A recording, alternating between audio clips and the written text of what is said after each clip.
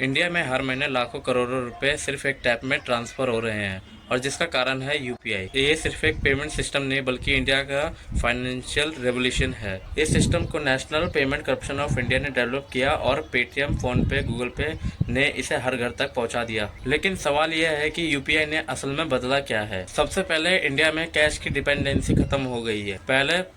पहले छोटी सी पेमेंट के लिए जेब में कैश रखना पड़ता था, लेकिन आज सिर्फ फ़ोन ही काफ़ी है। दूसरा है इकोनॉमी में ट्रांसपेरेंसी बढ़ी है। अब हर ट्रांजैक्शन का रिकॉर्ड होता है जिससे ब्लैक मनी पर कंट्रोल हुआ है। तीसरा है छोटे दुकानदारों के लिए ये गेम चेंजर साबित हुआ है।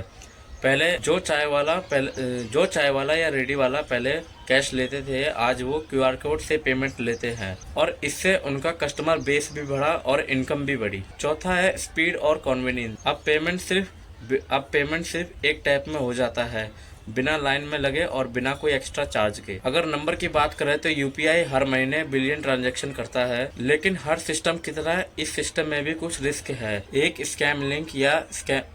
एक गलत क्लिक या स्कैम लिंक और आपका पूरा बैंक बैलेंस खाली हो सकता है। इसलिए डिजिटल पेमेंट के साथ डिजिटल अवेयरनेस भी उतनी ही ज़रूरी है।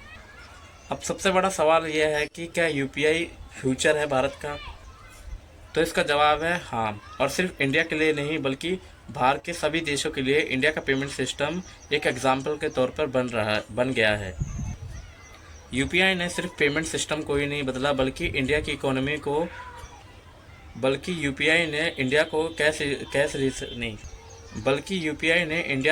इकोनॉमी से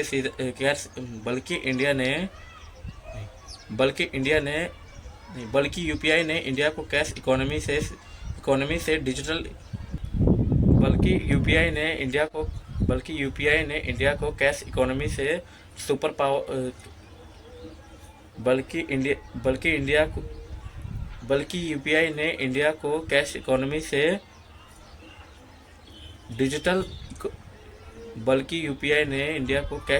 से डिजिटल सुपर पावर बनने की तरफ ढकेल दिया है। अगर आपको ऐसे ही सिंपल एक्सप्लेनेशन वीडियो चाहिए तो सब्सक्राइब जरूर करें।